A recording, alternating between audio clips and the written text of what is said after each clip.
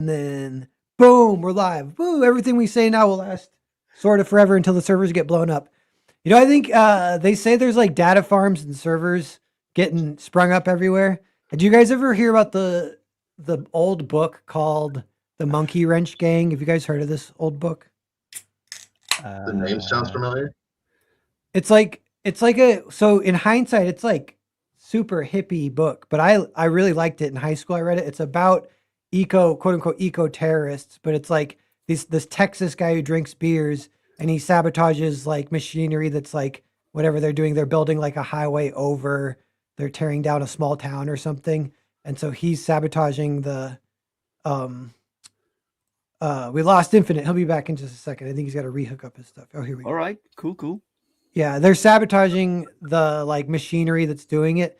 So that's like it's kind of romanticized, I guess, but they're like hippies and they're like adventuring kind of like quote unquote terrorists. But anyway, someone should do a story about modern like quote unquote hippies, but maybe you can make it cool. Blowing up data centers to like just fight just cause the internet is stupid now. And I feel like that would be like you'd actually get people rooting for like a folk hero kind of thing. The situation where it's usually they're technically a criminal, but you kind of root for them. It's hard to strike that balance. So a Ted Kaczynski comic. Yeah, he was right about everything. That's what it could be called. Like, turns out he was right about everything. We're so sorry, but I just cracked one of these. Have you guys seen this? This is a non-alcoholic beer. Okay. IPA? Yeah. It's called IPA. That sounds like Scandinavian.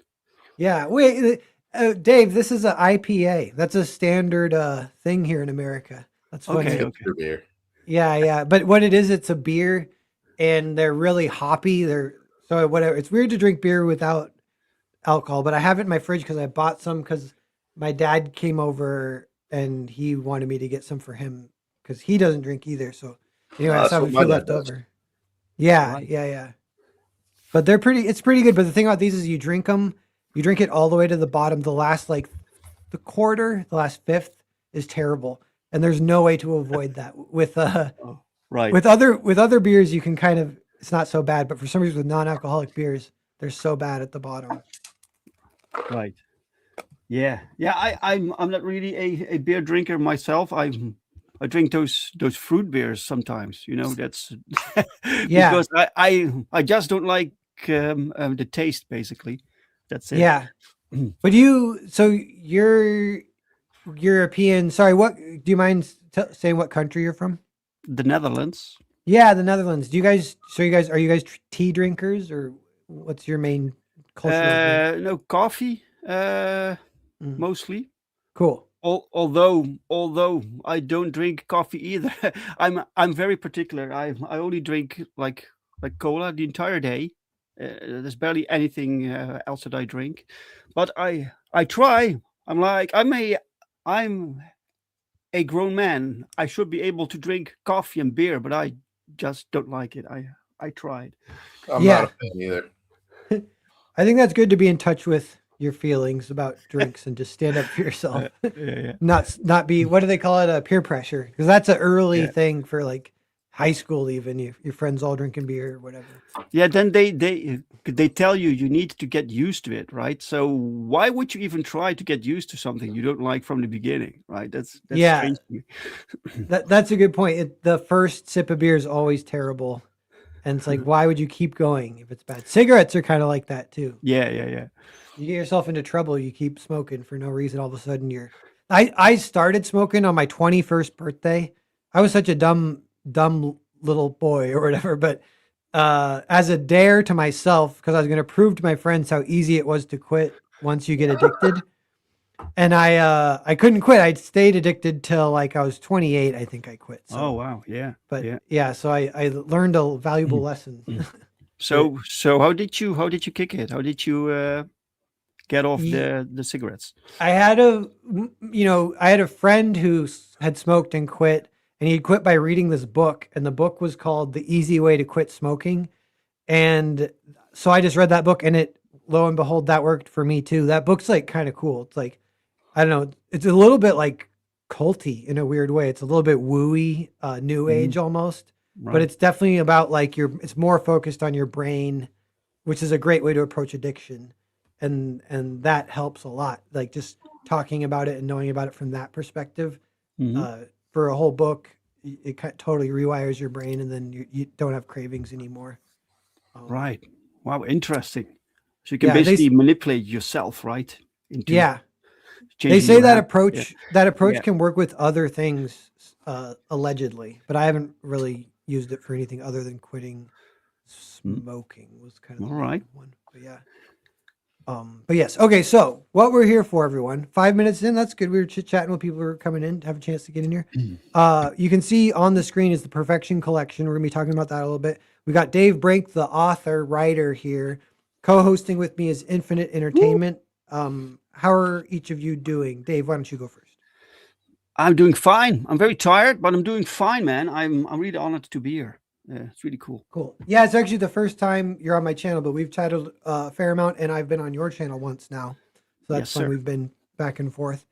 Yes. And Infinite, how are you doing?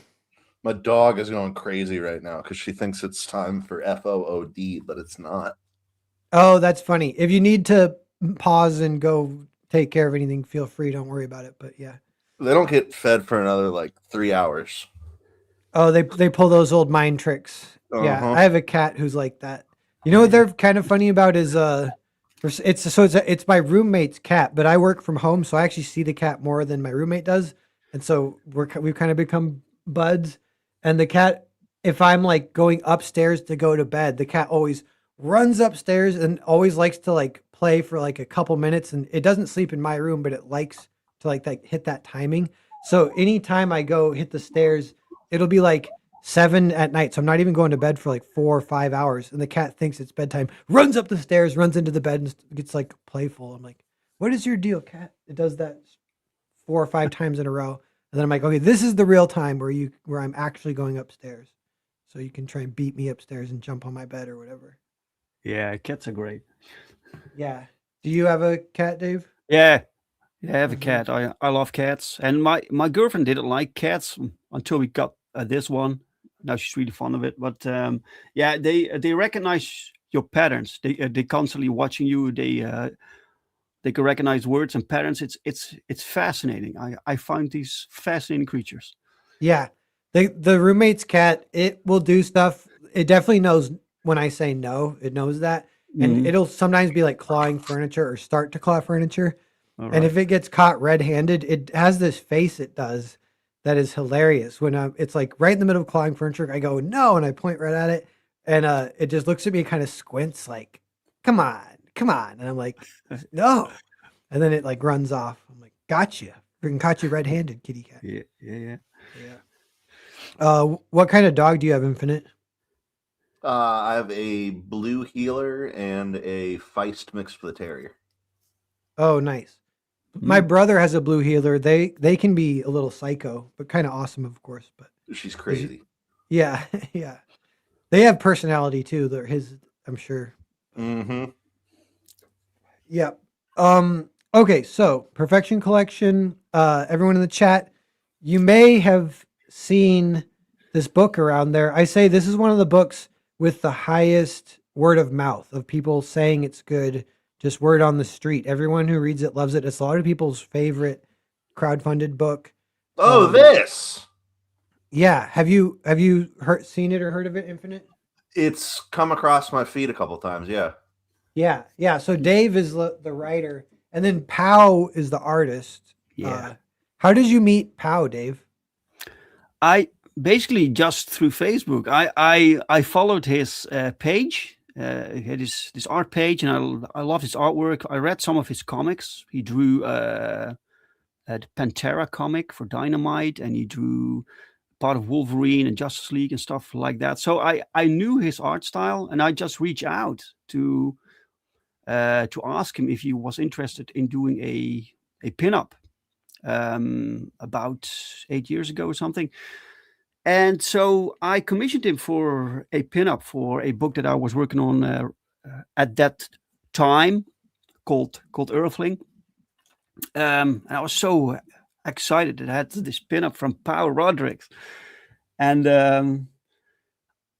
I commissioned him another time, and then I asked him if he could be hired to do like full projects, right? And he was, yeah, perhaps, maybe. And I started to save up money to hire the guy for something, and I wanted to do a. So I was thinking, what could I do with Pau, and have the habit to ask artists what kind of things they like to draw, because it's important to me that artists enjoy the process also, right? And he said, whatever, man, I like superheroes, and so I had these characters called Gorgeous and Grotesque, this duo, and I wanted to start that one up. And I thought Pau should do this particular book, so I started to write the story and work out this concept, but I just couldn't get it to click, to match. It didn't work somehow, and it took me about 1 year, and I was afraid that Pau wouldn't move on, so I kind of pulled the Perfect 10 concept, which is at the basics just a story about a hero who is not human. She is like a synthoid. She's artificial, and for some reason I love that basic premise, and I constructed the story around that, right? And that process was really cool. So I kind of had it, and I proposed that to Pau, and he was like, "Yeah, let's do this." So it kind of happened like that, nothing spectacular, but he started this, and so we made this first issue, and I didn't know what Pau would do after this, you know. So I was so honored and excited that I could work with Pau Rodrigues on his comic book, and I wrote the comic in such a way that we could leave it there.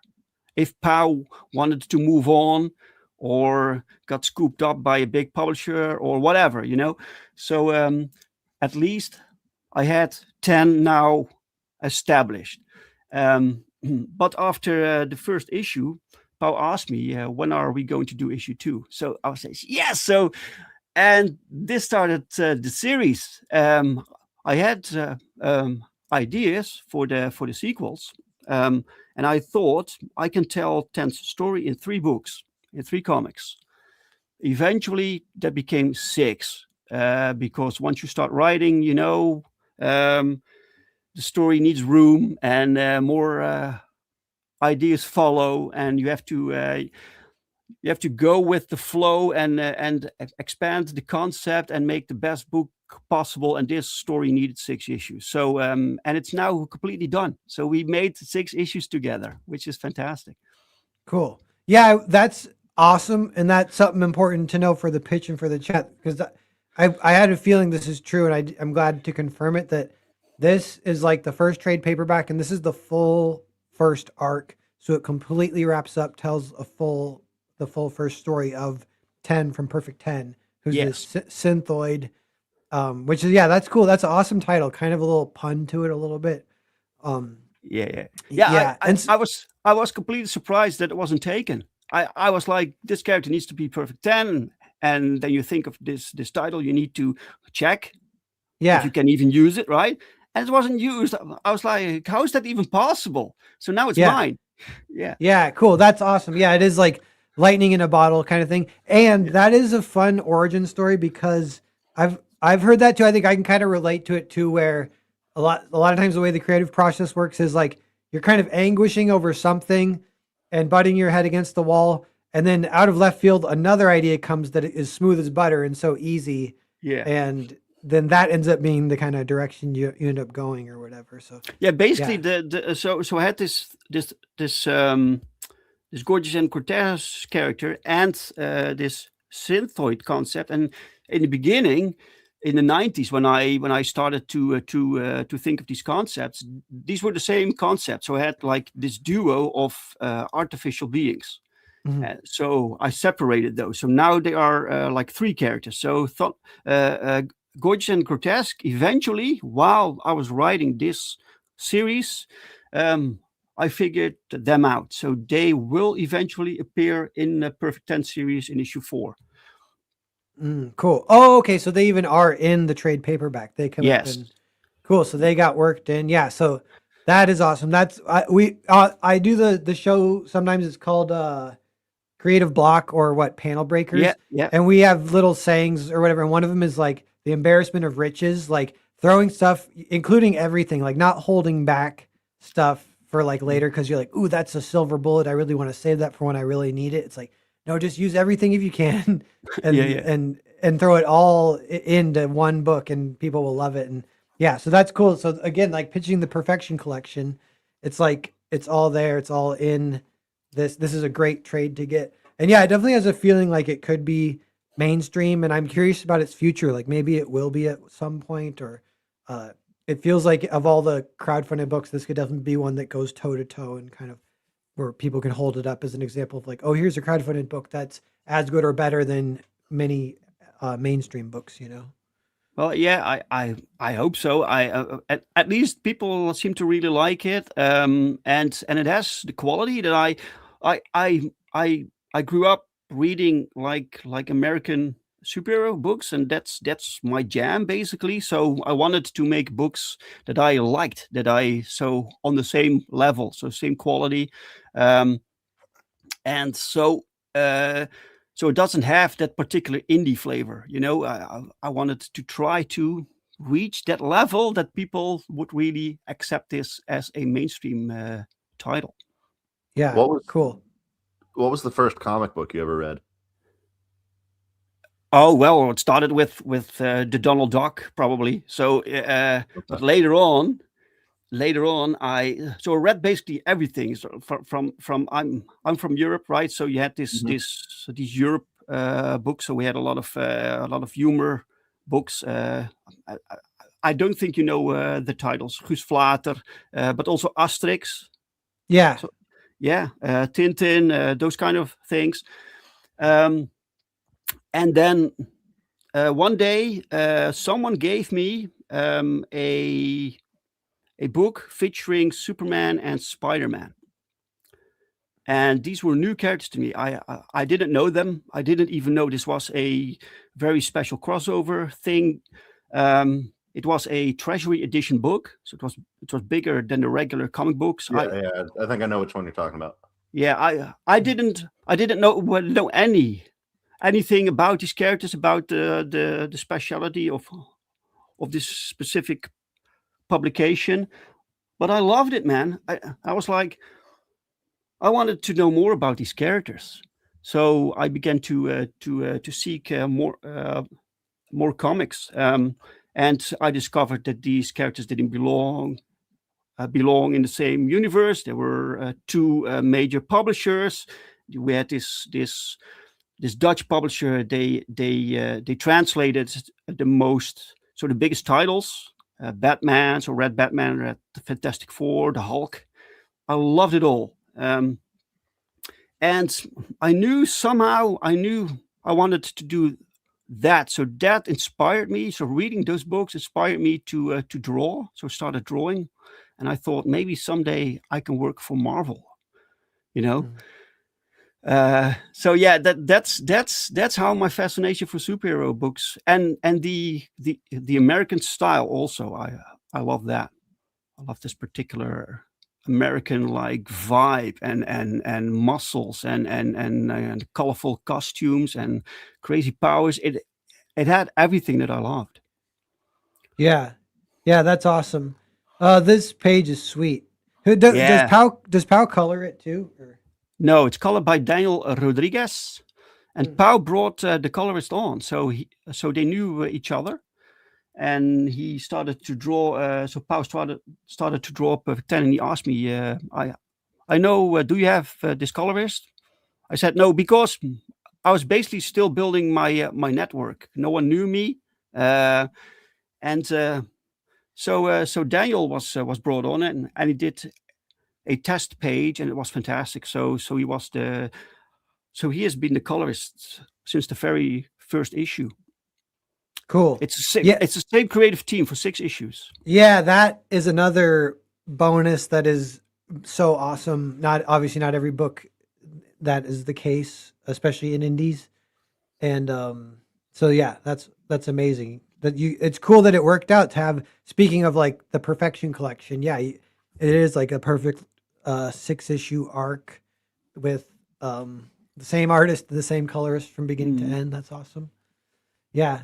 By the way, we got 8 people watching, everyone. Yeah, so if you're seeing this, definitely consider backing this book. I think Dave might be accessing a few, hopefully there's a few people who see this who haven't seen this before. I'm sure most probably have, but I feel like it is a huge kind of scene where everyone's cross promoting. And I think, yeah, my channel might have just be a few people who you haven't reached yet. That's what I want to believe. And so some people who... This particular page right here, this scene is the poses are taken from a cover that Mike Deodato drew for Wonder Woman, for a Wonder Woman book. Cool. So it's what they call a homage. Yeah, and that I remember that character. She's awesome. Yeah, both of them look awesome. Is it like every issue is a little bit episodic even within, or is it, how does that structure work? I try to I want every issue to end somewhere else than where it started. So there is constant movement going on. So and there's always some mystery solved and also new mysteries provided. And there is this overarching story. Some books will have a some sort of subplot going on within that particular issue, but most of it is like long form. So issue 6, I think it's difficult for people to really get into issue 6 without reading the previous issues. It's just structured that way. Yeah, gotcha. Yeah, but within that, you do say issue 1 does kind of like exist potentially on its own, even. Yes, you could. Cool. You could basically stop reading after issue 1. But if you want to know more about this character or what happens next, there's a complete story following that. Yeah. Hey, this is cool. I don't know who this is, but DMs praising the book is like kind of fun, because that's like even a little bit, it like means that they're being honest, sort of. And yeah. Well, it's also cool. It's also I tend to save these. It helps my my insecurities. You know. Yeah. There's always when you make this book, you never know if people like it, if you're doing the right thing.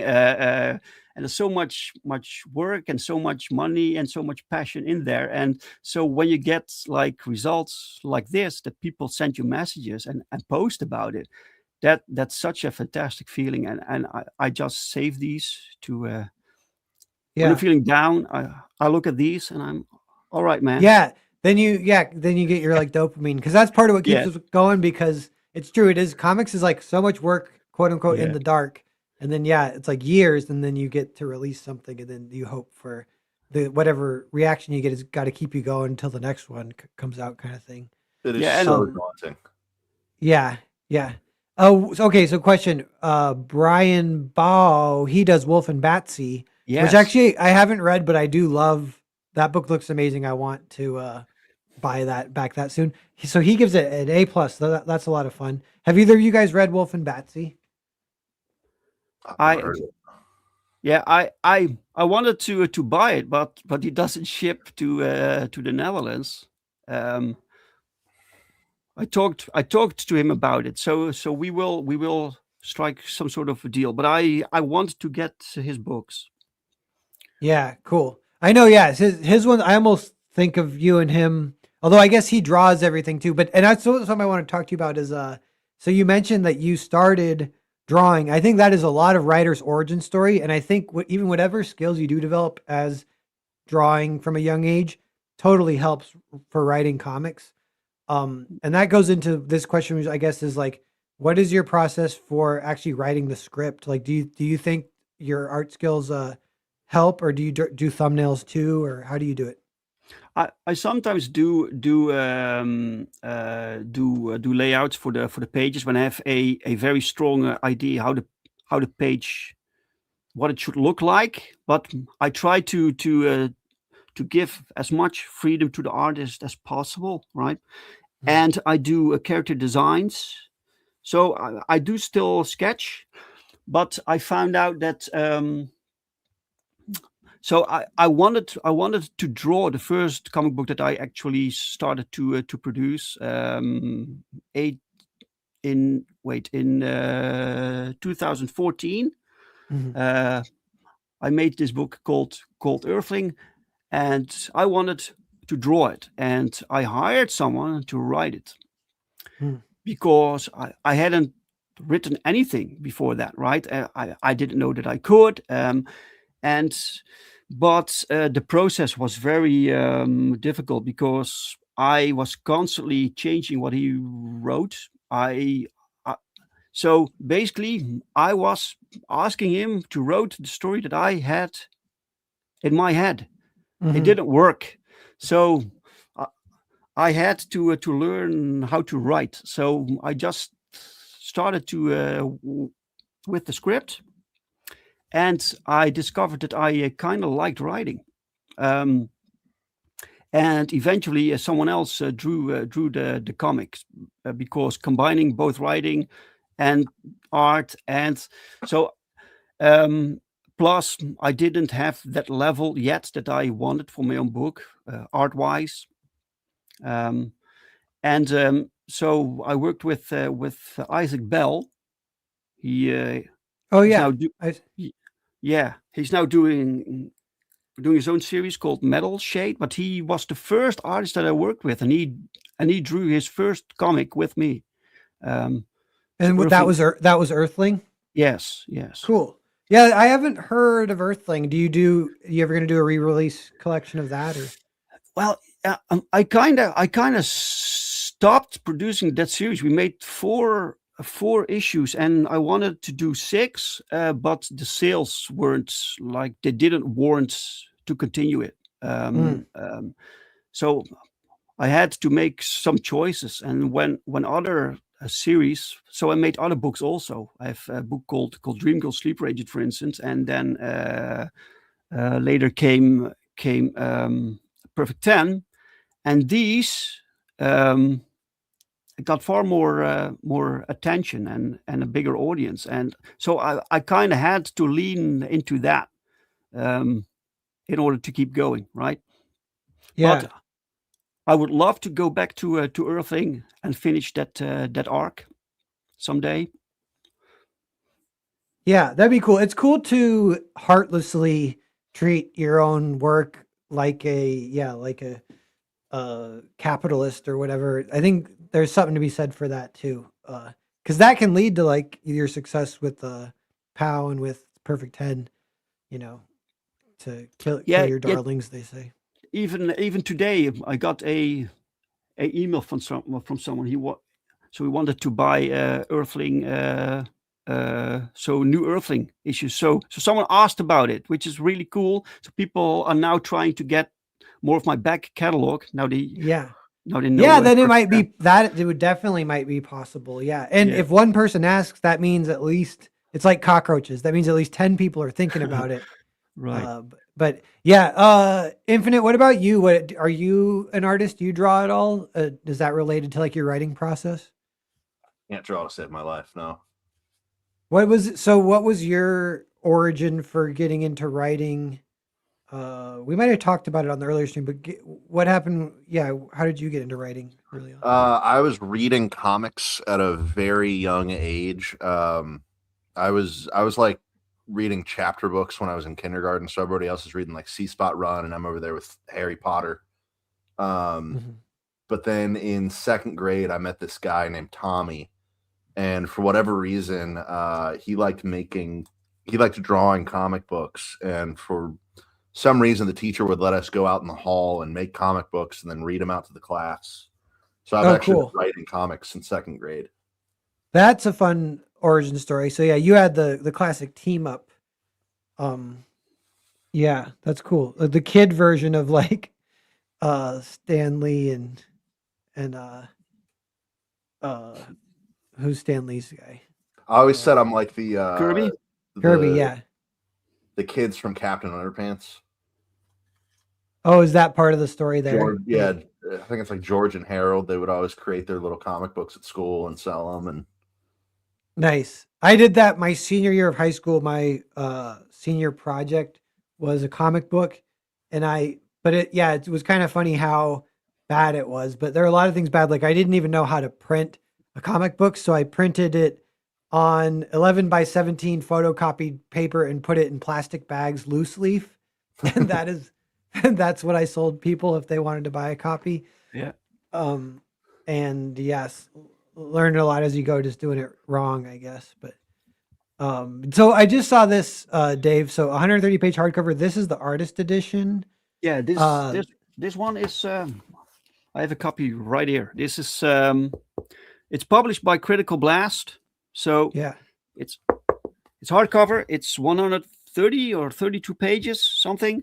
And this is the same quality that the Perfection Collection will be, because that's also published through Critical Blast. But that one will be even thicker. So that one is 192 pages at least, because we are adding some extra stuff, right? Dave, can you do me a big favor? Sure. Pull one of those comics out of the spinner rack next to you and hold it up to the hardcover so we can do a size comparison. I'm assuming that's like an average size comic. Yeah, I have one right here. So this is okay. So this is standard comic. Okay, cool. Quite larger. Yes, it's not bigger. Cool. So yeah. And yeah, what's in the hardcover? Like, is this almost like a making of kind of book, right? It's got the scripts, it's got layouts. Yeah, that's like the complete issue 1 of Perfect 10. It's completely expanded. So you see the script is in there, then every step of the process, so the layouts, the inking, or the rendering, inking, then the colors, right? And later on, the lettering, plus this book also has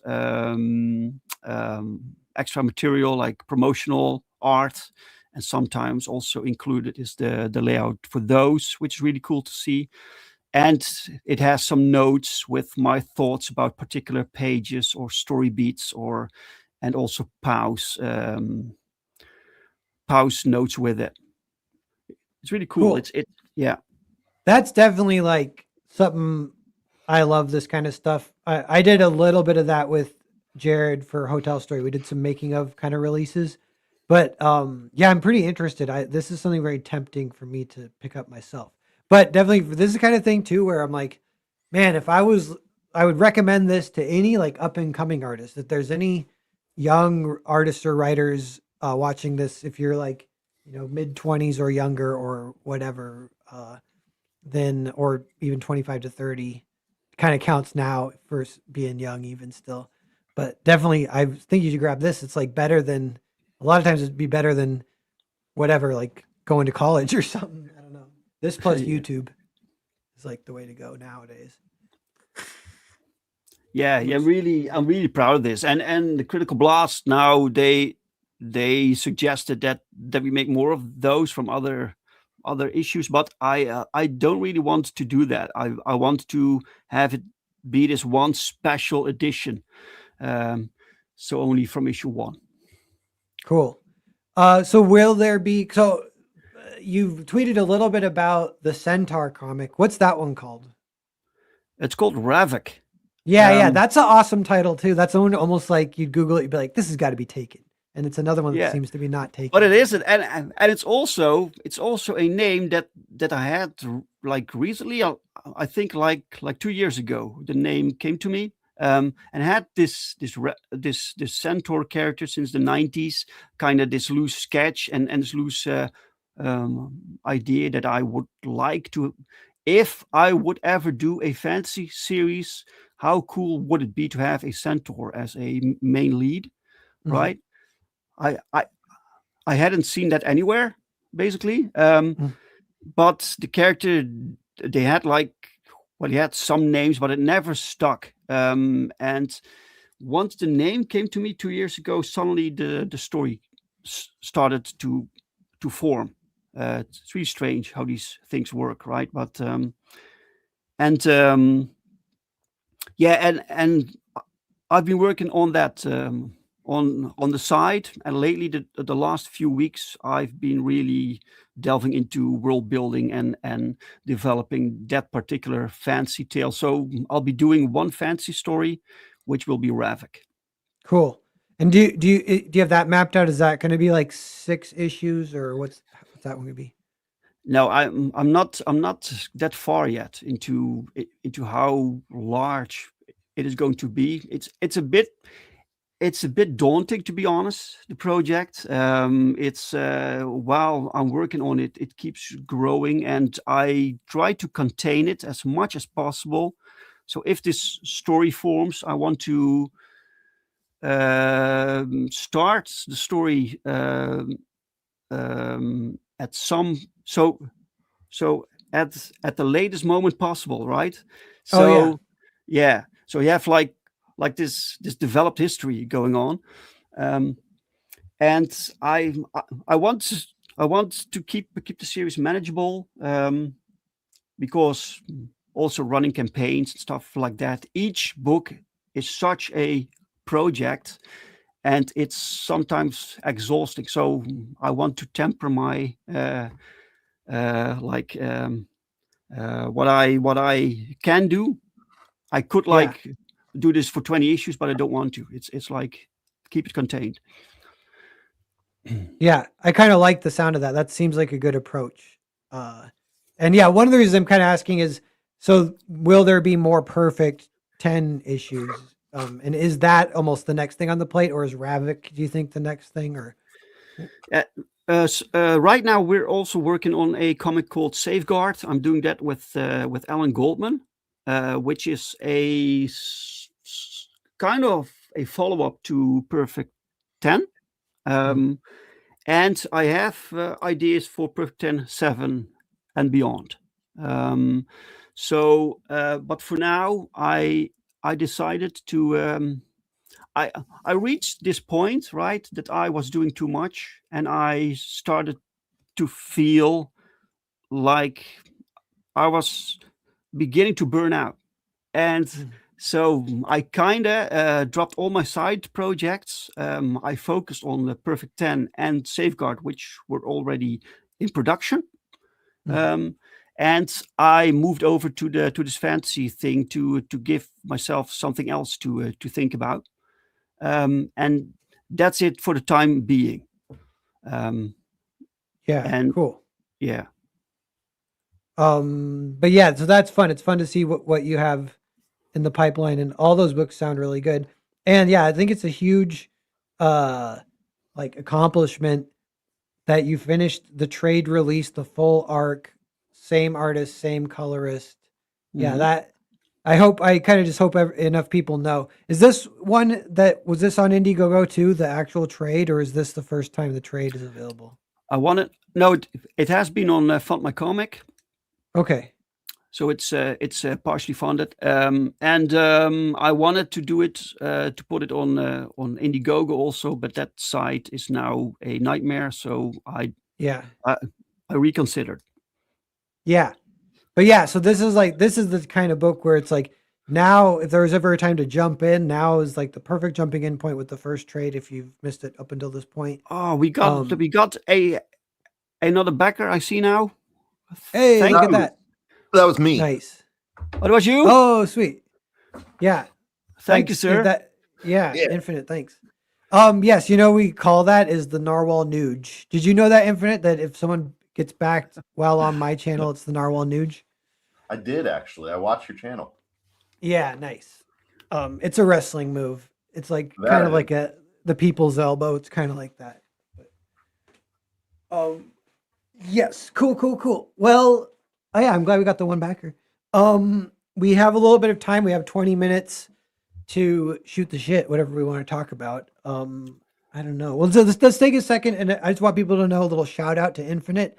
Infinite is co-hosting with me, kind of with the intention of getting his name out there a little bit more. I want people to know that he's around in the scene too, introducing him to Dave in the chat. But yeah, Infinite did some voiceover work for some animation that me and Jared did for Hotel Story. That was really fun collaboration.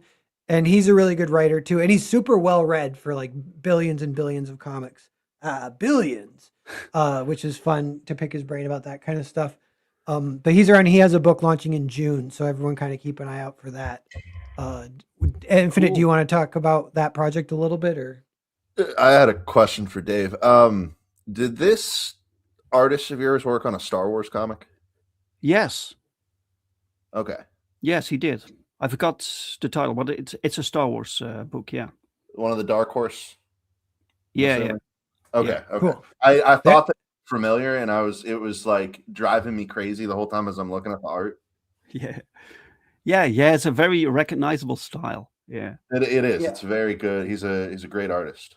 That's cool. There's that encyclopedic knowledge that Infinite brings to the table. That's a Yeah, good man. deep cut. I Yeah, believe it's not too long ago either. He did that 2 years back or something. He worked on the Star Wars One of book. the High Republic. Yeah. Yeah. Yeah. Okay. Monomachus HCC. Monomachus, are you implying that you haven't previously known about Perfect 10? Because that's another interesting data point. We're always wondering if, from this stream, is it like new eyes on the book and interesting? Because that's always a lot of fun for everyone too. But yeah, it looks good. Yeah, Infinite, what's your book that's coming out in June? What's that one called? Pawn. It's a horror comic. My avatar is the first cover. It's I've been stealing your line about okay. I was wondering why you put me on the I've been stealing your line about how it's the Big Lebowski as Doctor Strange, because I don't have a better way to explain it. Oh, cool. Is that something I said? That's funny. That is something what you said. Yeah, nice. Yeah, Mac has just found out about Perfect 10, so there's a little data point of some new potential audience reach. So, if for anyone wondering how marketing even works, it's a very mysterious beast. None of us really know. But yeah, getting out there. The thing I was thinking about marketing is like, it's a little bit like you just have to kind of do everything you can possibly think of, and that will sort of put a dent, in a little bit. So. Whatever you can do. I've seen people, shoot, I can't think of the name right now, but someone sent out postcards like in the mail, and it was a little like, it was actually a Christmas greeting card saying like, Merry Christmas, keep your eye out for this book next year. And they had sent it to like all their previous backers or something, they had this backing list. And I thought that was a kind of fun That's cool. Yeah. thing to do. Yeah. Not too much expense, not too much time necessarily, but like even if you sent out like 100 or 200, it's like one afternoon. But what you don't want to lick stamps and poison yourself and die like George Costanza's wife. But that's something. This is just random. But Actual Seinfeld lore. Yeah, yeah.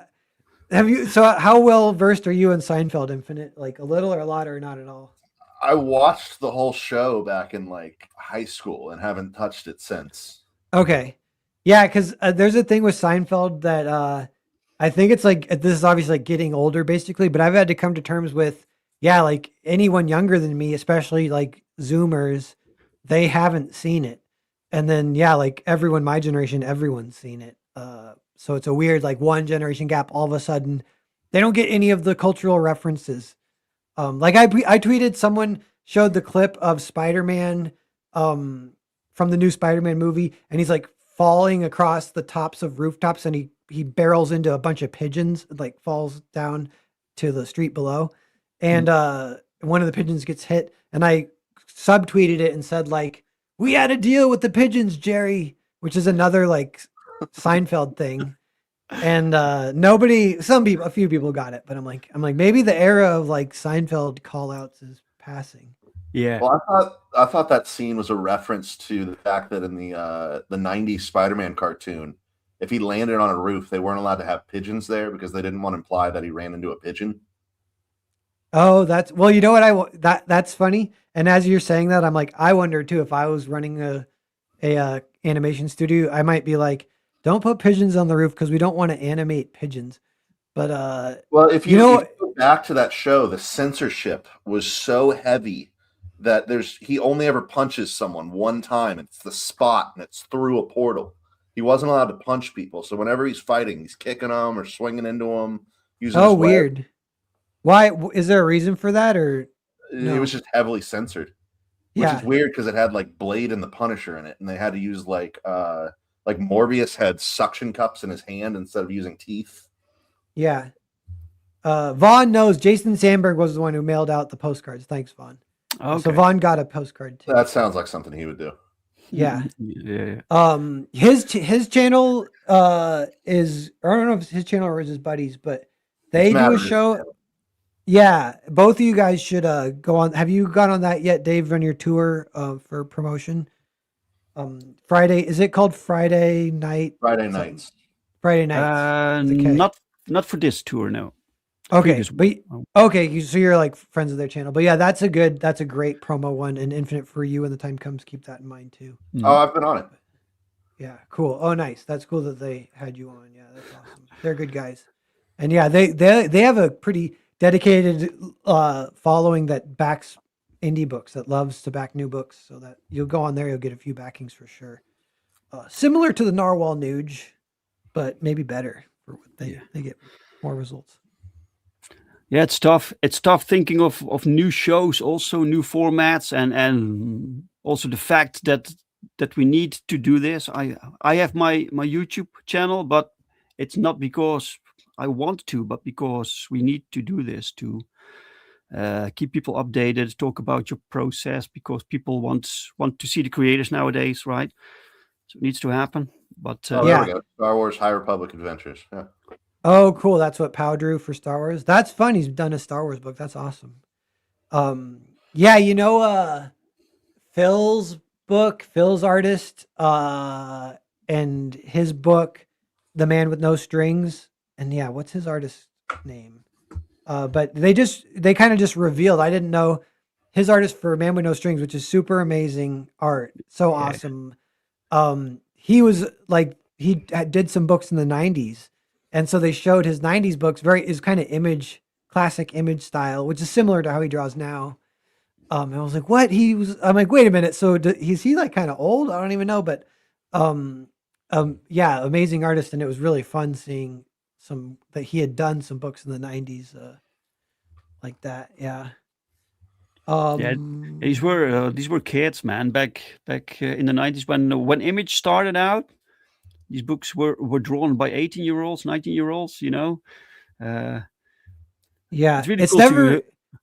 It hasn't been like that since. And so Rob Liefeld pointed it out, and I wonder about this a little bit. Like, there's a few things I've heard. They say like that your prime in comics. This was the old knowledge that kind of bums you out, but they say your prime is 28, and like it's all downhill from there. That's like going off like Frank Miller did The Dark Knight when he was 28 or whatever. And yeah, so it's like that's not the case anymore. We're all like, I don't know, speaking just for myself, I'm 39 going on 40, and yeah, I'm like I feel like my generation is 10 years behind. The younger generation might be 10 or more behind like what we used to hold up as, just even like aging, they look kind of different. Like Vaughn, how old are you? Are you 28 now? He looks still like a youngin kind of, but maybe you look 28. But yeah. But there's a missing generation. That's what Rob Liefeld said. It's like he's like, where are the like young people in comics right now? They like sort of don't exist as like creators that level. There's no, for sure, I feel like you can say pretty confidently there's no 18, 19, 20-year-olds. There might be a few like late 20s and early 30s here and there. But yeah, there are some new artists. When they're young, they always mention their age also. So they post something 18-year-old, and then they have this awesome drawing of Spider-Man or something. So they are out there. Yeah, I remember that like being my generation is like Facebook or whatever started my freshman year of college. So I was like, right when it started was and so internet wasn't even a super thing when I was in high school. But yeah, as the internet becomes a thing, high school was like this process of, in high school, I was the best artist in the school, or like in my class at least. and then all of a sudden, yeah, I go to art school and it's like going to bigger and bigger ponds and you're more and more. But definitely if you go by the internet, you're like, man, I'm not even close to like these. There's like 14-year-olds that can just absolutely destroy. Because all of a sudden you're competing against the world instead of, yeah, like whatever Mhm. your class, which is interesting. These young kids are getting like dropped in the deep end at a younger age. So it can, depending on how competitive they are, it can help, but also it could maybe burn kids out when they shouldn't at Yeah, too young yeah. of an age. I don't know. Um, yeah, but yeah, this art's looking sweet. Yeah, Uh, man. Yeah, I'm this character, this a little bit below. So while I write these books, often new characters just develop from there. So this character was completely new. I hadn't planned him, but while I was writing, he just emerged, and so we designed him and we put him in here because he had this perfect role. I don't just put characters in these books just to put them in; they have to fulfill some sort of role. And yeah, so I I really love this process, how this just happens. Sometimes you have to let ideas just take form. yeah, when you can kind of surprise yourself. Yeah. Yeah, so that's like, you outline and then you write a first draft, and then you're going off the reservation a little bit. That kind of how you do it? Do you like Yeah, do you do it outline first or? I'm very loose with my so I have some plot points that need to happen, some key moments, and in between things can go anywhere, and even specific plot points can change. I just try to go on this adventure while I write, and have the characters basically uh, steer most of it while keeping them in check. But this gives the story the feeling also that's very character driven. So nothing happens without these characters, right? Uh, which to me is a fantastic, interesting process. I often don't really know how something goes before I start it. Um, Mhm. and I do have this end, like this plan for like this ending, but it's not set in stone, but Mhm. you need to have some sort of direction. Yeah, that's cool. That's a perfect way to do it. Yeah, I think I'm kind of similar, but I know one thing I do is sometimes you'll be kind of writing and you got what you want to have happen, and you have to train yourself. Like maybe that might be even like a first draft, or if it's not quite working, I'll almost be like slapping myself in the mirror and being like, write what would actually happen. Don't write what you want to have happen. Yeah, yeah, Like what yeah. would actually happen? What would actually happen? And I'm like, sometimes what would actually happen, it might not mean like that a super crazy action scene happens just yet or whatever, or anything super badass that I might be hoping to just write or whatever. And it's more simple. But then it becomes a little more character based. And then it actually then all of a sudden the book makes sense and feels uh more. I do like that feeling when it feels a little more quote unquote real, even with like sci-fi and these like superhero fantasy stuff. If you're kind Yeah, of, but it also means that when you try to write something, and the story doesn't go anywhere, to me, during my process, this just means that the character isn't developed. So because a character will do something, you put any character in some situation, something happens. If yeah, nothing happens, you don't have a character yet, right? So you need to go back to the drawing table. yeah, You cool. know, there I like was that. there was something that Jeff Loeb said in an interview where when he's writing, he'll come up with where he believes the story should go, and then do the opposite. Okay, yeah, yeah. Mhm.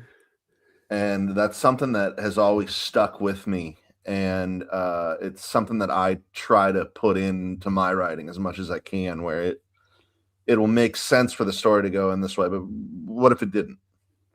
Yeah, What if instead of character doing A, we had them do Z instead? yeah. Mm.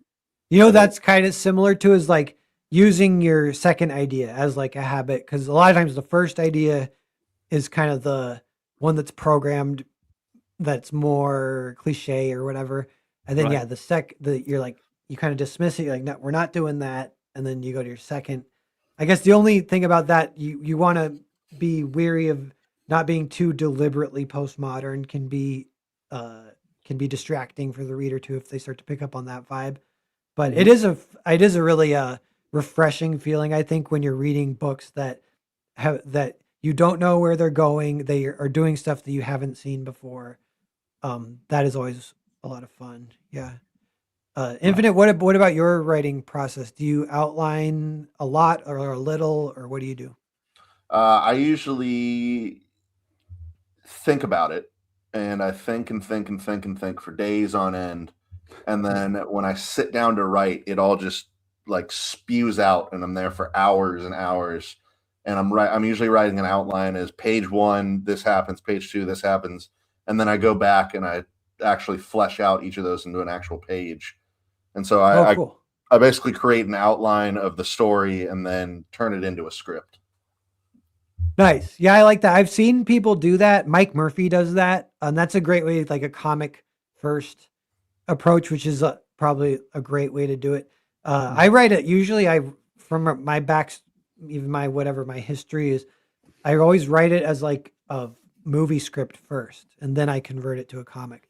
But then later for that, like early on, that's what I did, and then now I still write in movie script format, but I write it deliberately as a comic now, if that makes sense. But because there is a little bit of a difference. Like comics kind of have to be like even like Dave, some of the stuff you were talking about, or even like if you're hiring an artist, like you don't want to hire an artist for a 2-page scene if it can be 1 page because Yes. you're literally paying double. Yeah, so Mhm. they have to be efficient. Whereas movies don't have to be as efficient. Although it's obviously good to have them efficient, but they can add a little. Like I've talked with some people, like if you made like Pulp Fiction a comic, it kind of wouldn't work. But Pulp Fiction's a great movie. But imagine all those dialogue bubbles of like, Yeah. yeah, it's just Yeah. not going That's to translate very well. yes. Yes. Yes. Um, There. Yeah. Some you can't have in this book. You can't really have like wordy characters, like characters who talk a lot. That doesn't work in a yeah, comic book. I also thought about putting in this character who stutters, for instance, but yeah. that doesn't work because people would just read over that, Yeah. right? Yeah. Yeah, yeah. Yeah, you know what? I kind of want to try this and I don't know if I will, but it's like a joke-ish kind of thing that I might try include in a comic one day. Maybe just like a short comic because I don't know, it might ruin a I don't want to ruin a big book or whatever, but it would be a character we have a very talkative bad guy going on like a speech kind of thing. And Mhm. maybe it's not like a whole page, but it's a fair amount of word bubbles. Bad guy giving this big speech, and then the good guy goes, "I'm not reading all of that." Bam, bam, like Yeah. shoots him or something. Yeah. Yeah. Oh, there's this question in the chat that I'd like to answer. Someone asks about if all the Where's the floppies. strippers? No. uh, someone is asking about the floppies if they are the add-ons. Yeah, yeah. Are the first printings? No, not all of them.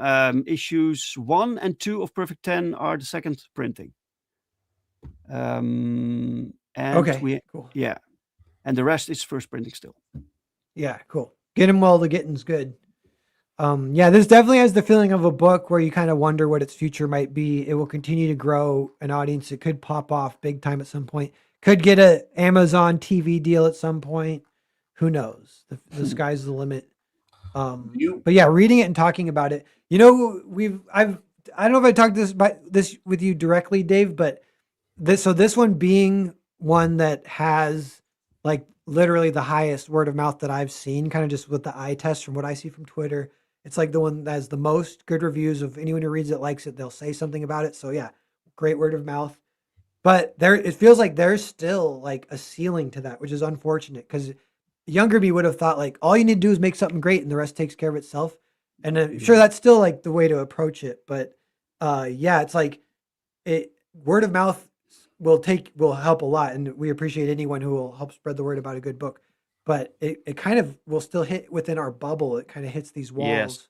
Yeah, it's very Um, difficult to break out of that circle. And it's like people like it, but then there's accessibility. You know, people just need to find it. And if you, I have my own web store, but people need to specifically go there, right? But now through Critical Blast, they do the publishing now for the United States. So this will really help because in the future you will be able to get these trade paperbacks through Barnes and Noble and other bookstores, right?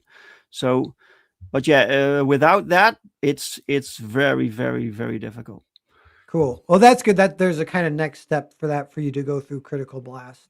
Yeah, yeah. Do Yeah, you It have an really actual ending planned? for Perfect 10. Yeah. Well, this particular story is kind of done now. This there are still plot lines that can be followed up in the Yeah, in that's this. what I'm saying. Like, if you were to follow those up, do you have like in your mind, okay, if I'm able to do everything I want to do with this series, this is where it's going to end? Not really. No, I do have ideas for particular events, but Okay. it's I don't have a like one story and that's it. It's more like this is part of this superhero universe and I'm exploring this universe with all these characters and in this case through 10. So she kind of travels through this universe and this introduces more characters, but there's no specific ending planned. No. Cool. Right on. But yeah, look, I'll show you everyone the 9 people watching. Thanks everyone for being here. Definitely consider backing this book. I'll show everyone the tiers here. So there's the digital tier, Oh yes. €7. The printed number 6 plus digital. So it's just the single. If you've been collecting the singles, you can just get number 6. Yeah. The collected trade. Wait, deleted edition. What is Yeah, this? this is something something special. This was Critical Blast's idea because I have the weird habit that I sometimes remove scenes from comics, and some of these scenes are often done. They're fully in development, so they're drawn, sometimes even completely colored, and they suggested why not just publish those in a deleted edition book, something special, right? So this will be a 32 book with all material that was never meant to be published. It also has Cool. some promotional material from the main character 10 in a complete different look before I decided on how she looks today. Cool. So yeah, like DVD bonus features. That's another Yes. one that Gen Z will never understand. But Yeah. yes, that's awesome. Cool. And yeah, so here's all the books. You can see all the covers. The covers are all great, very consistent, too, and fun to have Power Yeah, doing all those. the digital catch-up tier, which is really Yeah. popular. Yeah, and here's the perfection. So this is a hardcover. Is that true? This is the trade paperback, so you can Okay. get it in 2 editions. So you have the trade paperback, Okay. and then you have the hardcover edition. Okay, sweet.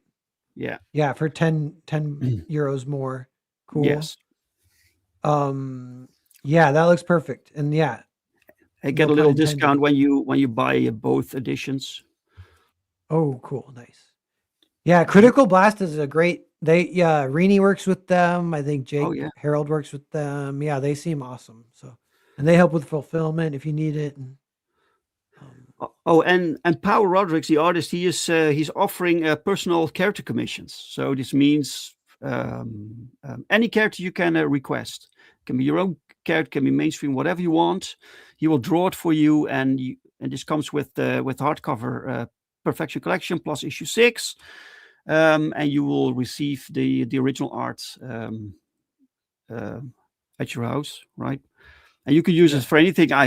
I've seen people using art that they commissioned during my previous campaigns for their own books, for their own promotions. oh, cool. Yeah, that's a good idea. Yeah, Pow has the iconic style and look that will work great to help promote any books if you want to try it that way. Yeah. Swimsuit art. Ooh, look at that. Yeah, we have some Original original art. Um, Yeah, how is selling the promotional art that he is selling, and yeah, and the Does cover he? photo. So does he draw traditionally straight up, or does he do mix of both? Or you know? He mostly does traditional. He drew part of Perfect 10 Book 2. He drew digital to speed up the process, but he later returned to doing traditional work. Cool. That's fun to like look at something like this, and because it looks so clean and crisp, it kind of Mhm. looks. Yeah, it's Digital. really tight. But It's really yeah, yeah. tight. It's very tight. Yeah, and Yeah. yeah, very wet ink or whatever. Like yeah, really like really cool that he can do that. That level of skill is impressive. Yeah, it's remarkable. It's remarkable. Sweet. Yeah. So the art.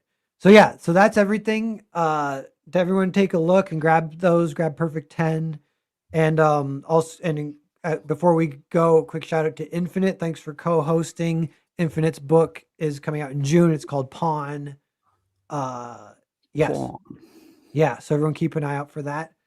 And yeah, I think what do you guys want to say before we go? Anything, Dave? Wanted to? What do you just say for the people? What do you guys say? Well, I just want to thank people for the support, right? So if people can share it out on social media, just try to reach a little bit further.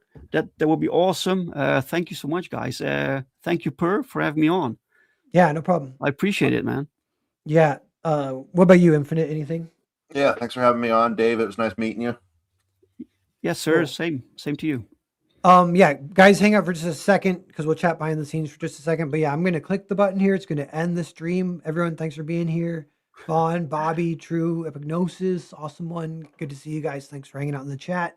Really appreciate you guys. And yeah, clicking it now. So we'll see everyone later.